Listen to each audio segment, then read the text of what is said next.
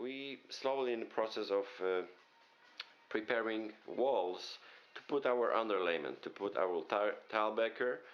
And a few words before actually installing tile backer on the walls, let me give you a few tips how to be successful with the installation of the board later and tile work to look good. The very first thing will be to check if all the studs are lining, if there's no studs that are pushed back or pushed forward, because later this is how the board will be attached, and during tile installation certain pieces will be difficult to install correctly because you will have to deal with uneven wall. So if we have nice flat wall, nicely leveled and flat, the tile work will be very simple, it will go very smooth. And before actually attaching any boards, I'm always checking condition of the wall. Many contractors will avoid that, but it's something that I would recommend to do. So let me tell you in a few words what I'm doing. I'm checking if all studs are going together in one line, and starting from the bottom, I'm checking if anything is pushed back or goes farther. Like in this case, you see our corner, our corner stud is pushed back. You see how level goes? I'm checking farther, and again, same situation. Looks like the corner stud is back, is recessed more in the wall. Here you can see it very clear, and of course we don't want that. We want to make sure that everything nicely goes together. So what I will be doing, I'll show you later, here on this corner piece, most likely I will either shim it a little bit to bring it more this way, or I might just add additional piece of wood on the side that will actually line nicely with the remaining studs. Also, before attaching any boards, first thing you have to do will be to remove all the old glue that's been originally put in by previous contractors when attaching green board, because this is what they did. They used green board in this shower. This is why we had all these problems. So I'm using scraper to remove any old glue. Sometimes it will go easy, sometimes it's holding pretty well, so it might not be as easy. But if it goes easy, this scraper will be good device to use. If it's a little bit harder, I have this tool. This is also for shaving wood, so we can adjust the blade and just slightly scrape with this power device the old glue residues. This way we'll have studs, and then we can check if everything is lining or not. So one of the very first thing, remove all the old glue, old nails, and then will be to check if everything is nicely in one line, if the level is not bouncing. Same thing on the other wall. In this case we have two walls, and like in this case, you see I have level nicely sitting, and here we have a gap. So what I will do, I will bring this stud, most likely I will have a sister stud on the side to kind of bring it to the good line. And same situation with the corner. In the corner also, as you can see, it bounces. So I'm gonna sister another piece of wood to have everything nicely lining, and this way the whole wall will be flat. It will give us nice flat surface for the board, and once board is in place, it will be nice flat, so there will be no need of adding extra mortar, extra thin set that might look tile work will look bad, and will definitely be very challenging to do this installation. So I'm gonna work on this right now, and I will show you what I did and how it turns out regarding prep work. So prep work first, we have to focus on the prep, and then the rest will be pretty smooth.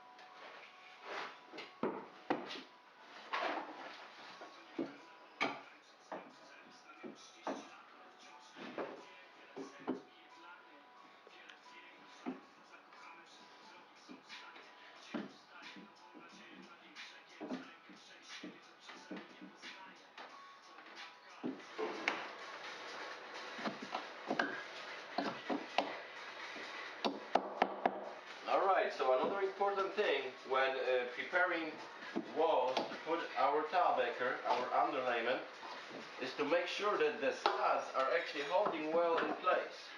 So what I'm always doing, additionally, I'm nailing pieces to the bottom piece. Because hard to tell how it's been built. We can sometimes see some movement, so I'm renailing it always. So this way it's solid, and right now I'm be putting those sister studs because I'm working on evening this wall, and this is what it takes to make it level, to make it even. So to each of the old pieces of wood I'm going to nail a new stud to ensure that the wall is perfectly flat. So this is one of another steps of preparation. Before we will be installing tile-backer, as I showed you and explained you previously, the goal is to have all the studs even in one line, so tile work will nicely lay flat on the wall. And this is what I've been focusing on. We also started building back shower. We have the new wall in place, we have the vanity in place, and we also have a decking done with the cutout for the new tub. But yeah, so what I did, I shaved some of the 2x4s that been sticking out actually a little bit too much out from the exterior wall. So on this side I was able to just shave it. On this side actually the studs been even on top and been kind of curved to the bottom. So the bottom plate was even and the top part was even, but because of the weight of the roof, it's common for studs to kind of change shape either to the inside or to the outside. In this case it was to the outside. You can see the difference. We have almost half an inch in this case of unevenness, and also on the remaining studs as well. So what I did, I added sister studs next to the existing ones, making sure that everything is nice and even. And I repeated this all over the wall, including corner, and this is how it looks like.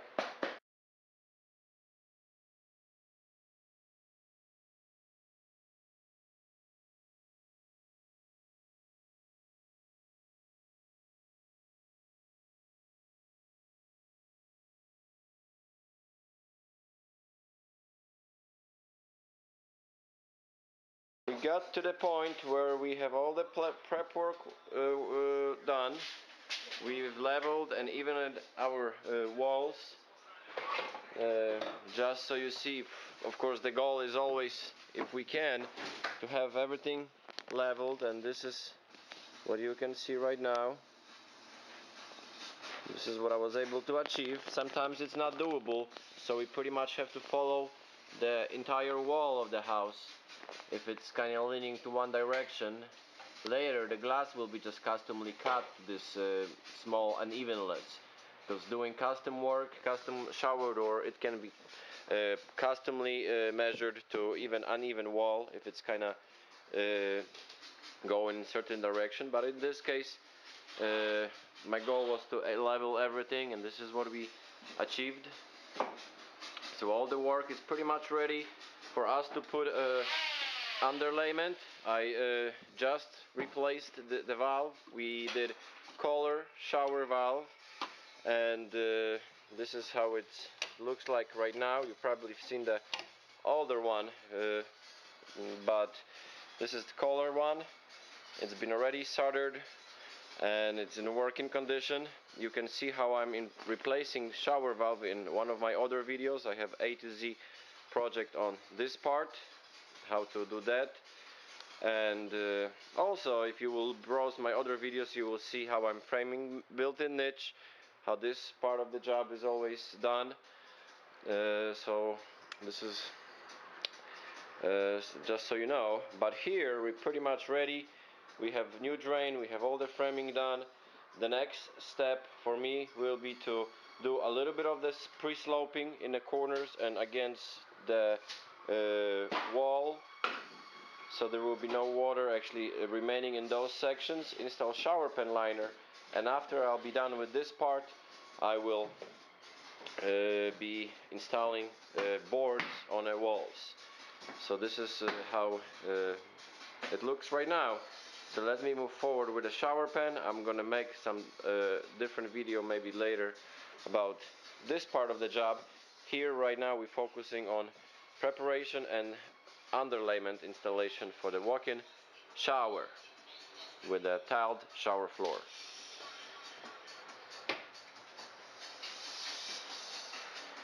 Okay, so after all the prep work we did to this space, to this shower, to have it ready for boards, came to boards installation, and this is where we're starting right now. We're moving forward with all the underlayment, tile-backer, and of course, as always, there's certain point or the area of the shower where we have to start. And one of the first thing to install the tile-backer are the flat areas, the areas where actually water might potentially sit or get from whatever reasons if waterproofing is not done correctly. So those spaces in our shower will be knee wall. We have the knee wall over here, so we have the knee wall, top of the knee walls, top of the decking. Most of the times here we will also have a short knee wall and then glass sitting on top of the knee wall. In this case we have the shower designed to more open concept, so we're bringing glass all the way to the deck, and so the deck will has to have a board installed first, and also shower curb. Those are the first areas for us to install the tile-backer. And the reason why, you might ask, why this first, not start somewhere else, and let me explain you on a curb, because curb is kind of tricky area. So in a few simple words, it's all about water, all about the way water travels, eventually if getting under the underlayment. So here's the thing, this is our flat part, and we have the first piece to be mounted as a flat part. In order for us to continue with this, we have to have it done first, because the pieces that we will attach on the wall will have to sit on top of the flat part tile-backer. Why is that?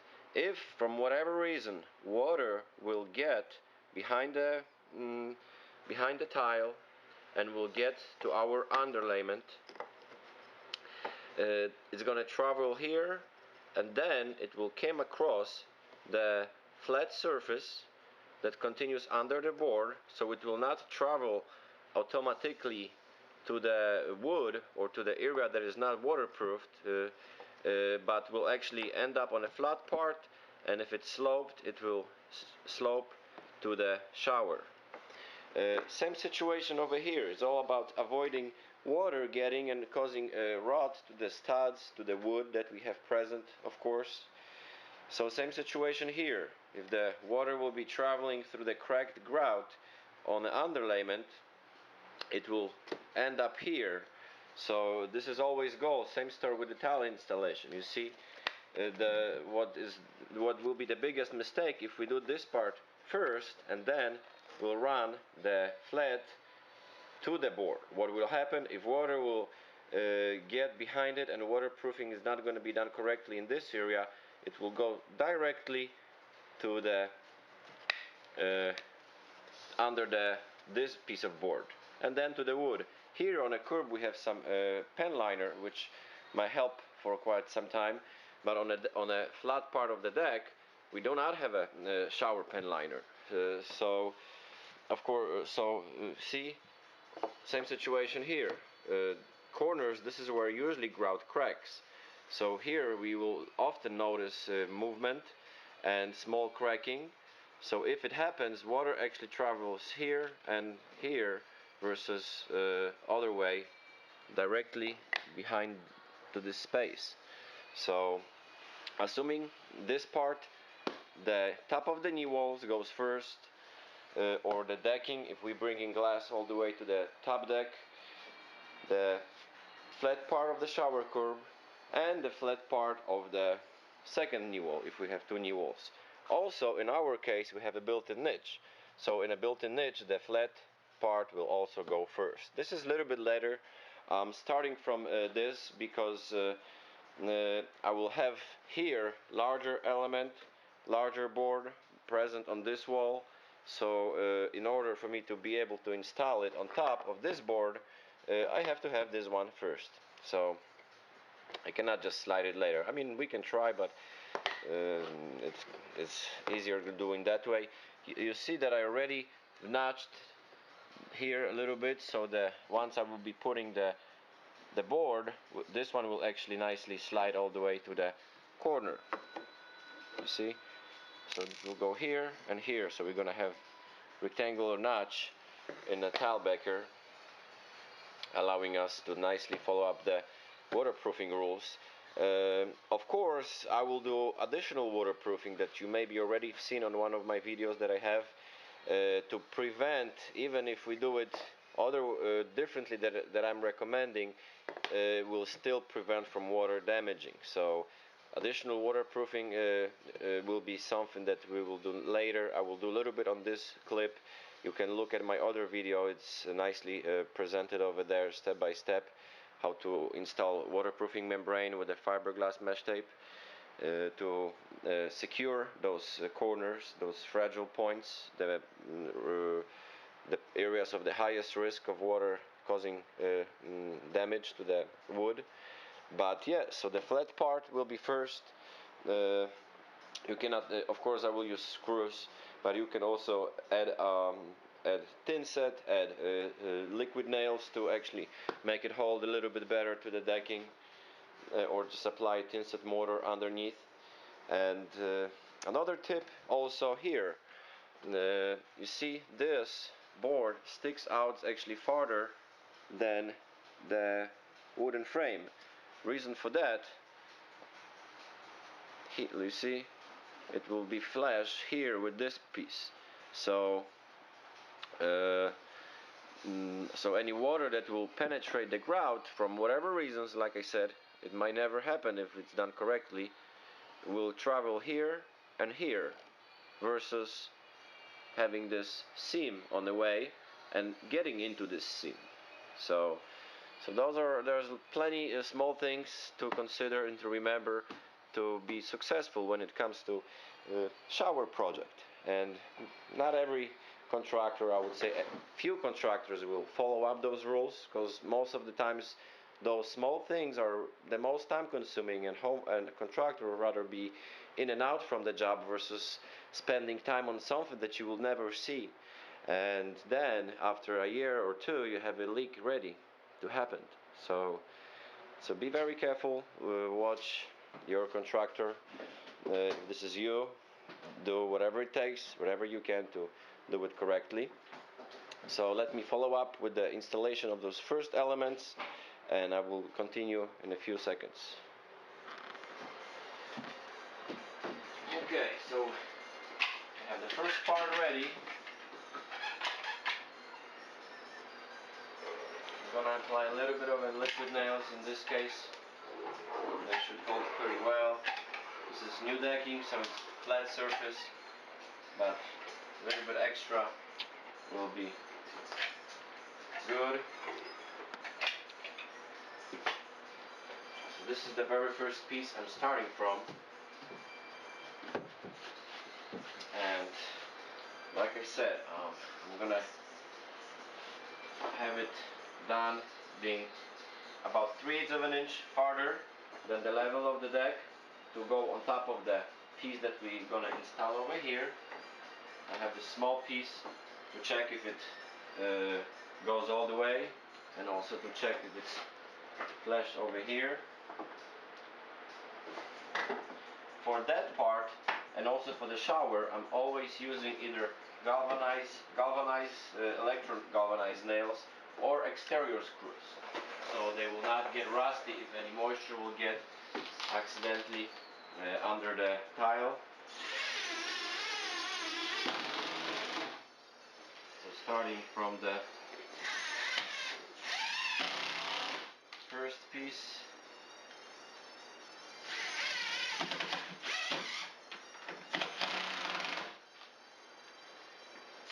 I'm usually putting screws every 6 inches on such areas.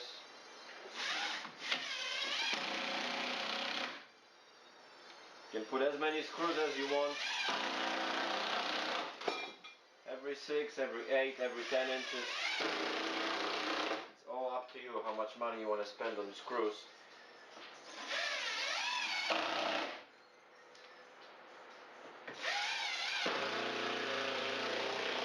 Yeah, so I'm gonna screw it down all the way here.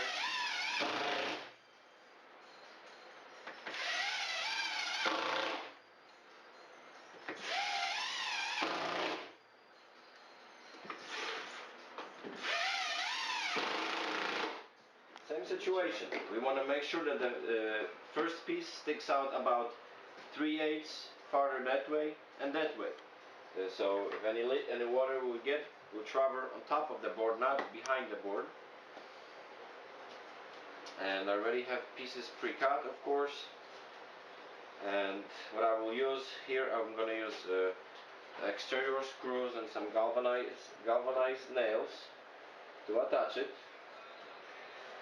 I'm checking to have this nicely and evenly on each side.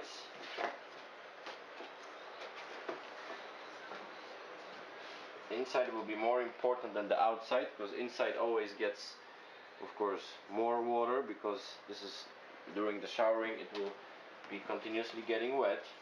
The outside is less risky, but is also important.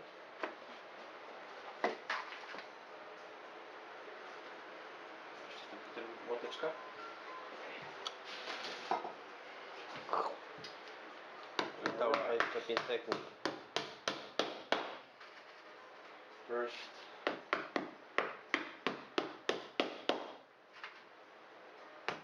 now I'm gonna just sketch it on the sides. I'm gonna put some more in a moment. Okay, so I have the top part already in place, attached. Now I'm focusing on the inside. Here it's a very tricky area, and let me explain you in a few words the situation. Later we will build the shower pan. It will be about 2 inches of the thickness of the cement, and this is where actually water, it will be 2 inches from the floor will be the highest point where actually water potentially might get.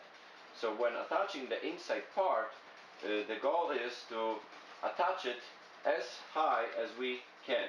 We don't want to put screws or nails too low. If the nail will be too low, lower, let's say, than the shower floor level, you might end up with water getting there. And in a few words, I mean, why I'm using the galvanized nails or exterior screws, they will not corrode it. So even if there will be some moisture water getting, it shouldn't penetrate the hole, because hole, if we puncture the pen liner, the hole is of the size of the nail, and it's tight, very tight fit. The water don't put any pressure, so if the nail will not start any corrosion, there's no chance for water even get through this hole. It works pretty much like when we have a nail in a tire. The air eventually will go out because of the high pressure. But if there was no really pressure, just water, the water will never leak through the hole in a tire when you have a nail. And this is why many times you're driving and you see the nail is there, nothing happens. So this is the same situation. There's very small risk if we have a good nails for water actually leak through those holes. But we try to avoid that, of course. This is why we have to attach the inside piece as high as we can, and I'm usually attaching it about a half an inch from the top, which gives me about 2 inches of space,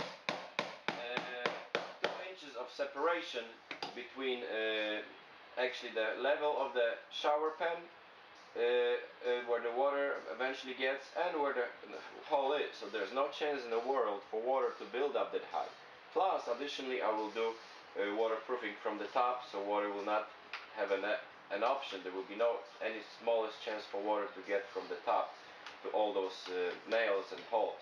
So this is something I will tell you a little bit more later. Right now, let's focus on attaching the board inside. So once again, we're nailing about a half an inch from the top of the board. This way, there will be no chance water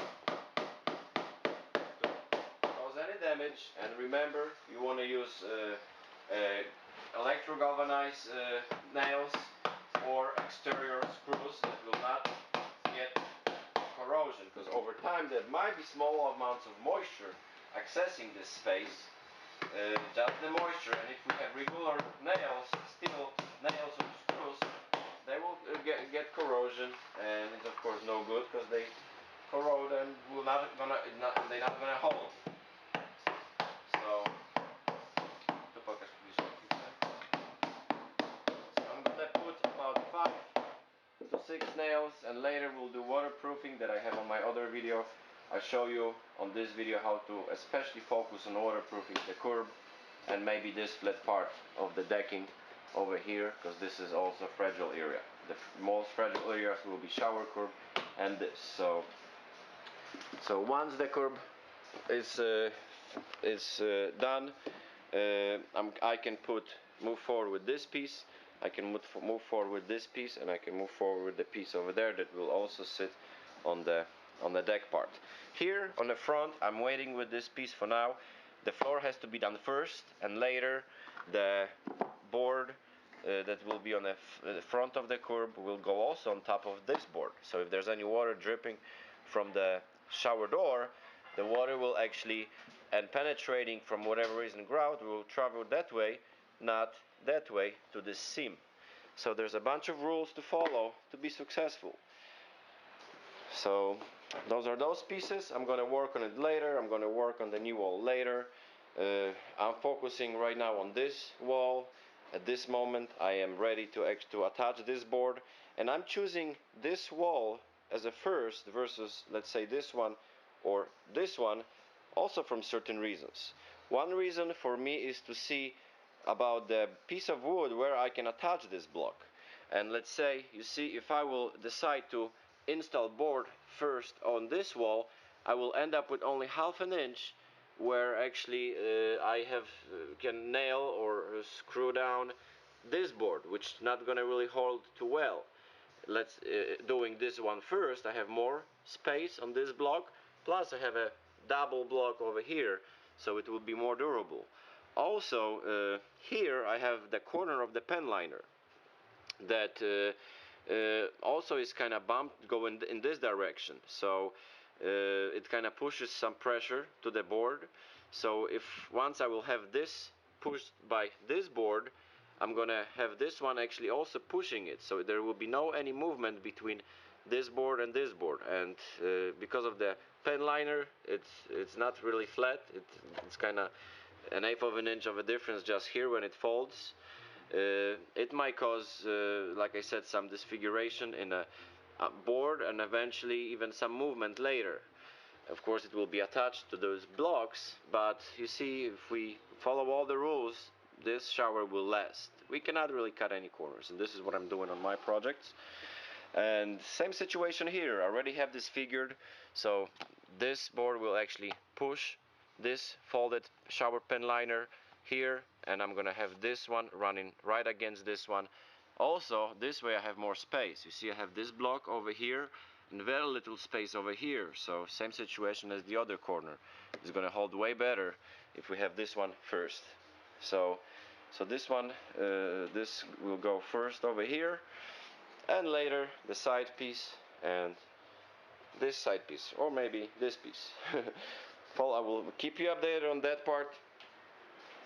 And yes, so let me measure right now to do all the cutting. I'm gonna measure. I'm working with a 48 inches boards, and this is actually the width of the shower. I have to cut just the quarter, so it will nicely be even with this part. Here we have to put additional piece of board as well, but it will nicely be flush over here with the original side, and the cut side goes to the corner that later will be covered. So, and it's gonna be notched over here. So let me do the cutting. The board is ready. I'm gonna measure and notch it this corner from this piece of dent shield.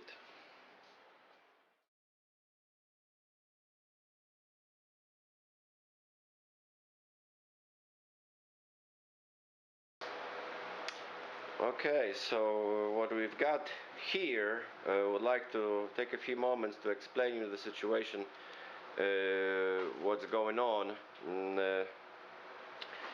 Here we have pretty serious mold issue, and the reason actually for this mold to be that far, I mean, there are two reasons for that. One of the reasons is not appropriate underlayment being used, because this is just regular drywall that they've used and added durock on top of the drywall, and also, and then later tiled it.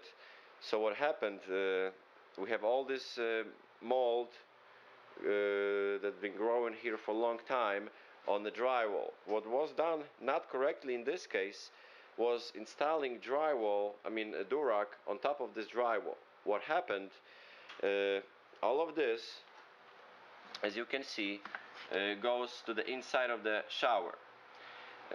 So what we've got, we have water over time collecting in several areas. Of course, as always, some moisture involved. And what happens if we have two layers of board, let's say drywall and durock, what happens, moisture gets trapped between those two layers of the underlayment. The wall is not breathing, and all this moisture is causing mold to grow. This is not because of the water damage. This is all because of the moisture that's been continuously getting between the two layers of underlayment, and this is why we can see what we see. Many times you maybe heard contractors will be putting some type of the moisture barrier, like plastic or tar paper. It's in my opinion the biggest mistake that can be done. I've been remodeling this for a while, doing remodeling projects, and each time when a previous contractor installed plastic and then durock on top of the plastic or tie paper, we had same issue, moisture actually getting trapped between the moisture barrier and underlayment, causing a mold start to grow on a plastic, collecting on a plastic, collecting on a back part of the underlayment. What's happening, I mean, right now, if we have the underlayment installed directly on top of the studs and there's no any moisture barrier, any moisture that eventually might get through the small spaces behind the wall escapes. Of course, there's always some ventilation between the exterior plywood or in a small joints where the floor meets wall. So if there's any moisture issue or moisture getting over there, it actually has chance to dry out. If we will do some type of the moisture barrier, then we have a mold problem. Some other contractors mistakenly putting plastic film, thinking that this is actually also type of the waterproofing, and the plastic or tar paper is not any type of waterproofing whatsoever. This is the myth, this is how they used to believe it will work back in 80s, 90s, and this is why we stay so busy those days, because all those not perfect techniques that they invented back then. We have lots of green board being used, which is not really allowed in any wet space, any shower space.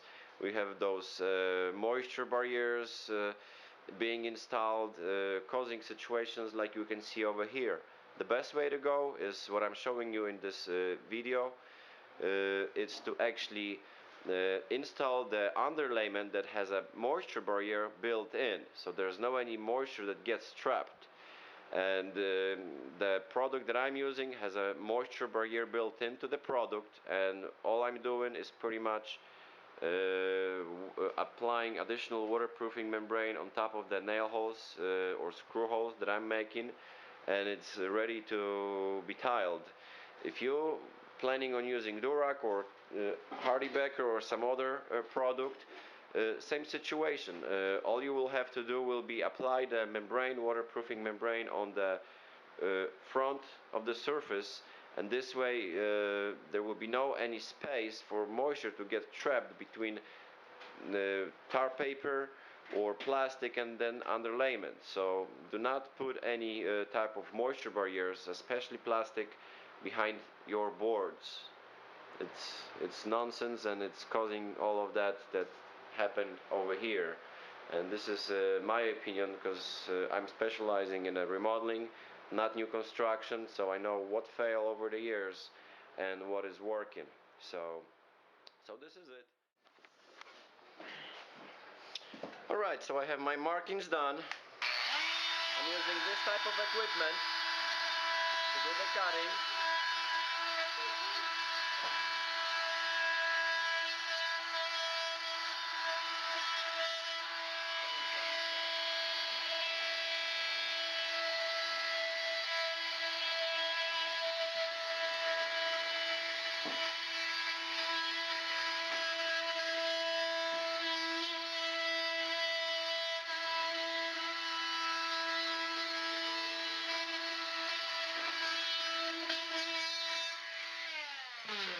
Yeah, I'm using this nice Bosch device to cut all the circles, all the squares and the notches. This particular type of board, it nicely cuts with a knife, so we can use just the knife.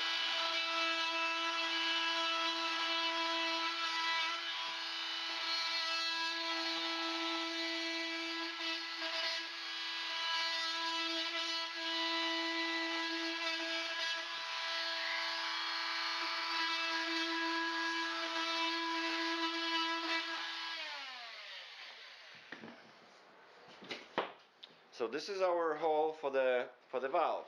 I already measured this, because of course this board will go about that high from the bottom of the floor. So I measured that, and also we have a niche, but the cutout over here, I will cut this out once I have a board in place. I kind of marked where the cutout is, and I'm going to use probably Sozo. I'm going to make nice clean cut to existing shape. It's the fastest and the easiest way versus measuring and doing all the detail cutting. So let me put this piece in place, and this is how it goes. Alright, so before actually putting this first board, another tip I would like to give you: we not necessarily have to put any liquid nails or adhesives on the entire walls. You can do it, but the minimum that I'm doing, I'm always putting additional adhesive on the outside part of the wall. In this case we have an outside corner. It will be additionally filled with the liquid nails or other bonding components here, and especially corner. This is where usually grout cracks, so having also liquid nails will help keep this board in place, so that all the corners will get the liquid nails, and also outside. And additionally, of course, screws and additional tape in a corner and waterproofing. So what I'm going to do, I'm putting a little bit here on this outside for board to bond a little bit better. I'm going to put it also here on this inside piece a little bit. I can kind of extend it, and a little bit in a corner. The first board will end up somewhere here, so I'm not putting this all the way. I will probably do the second board tomorrow because we're about to finish for today. And here, this way, we have everything nicely holding, and this is it. So let me grab the first element. This is our piece. Hopefully it's gonna fit.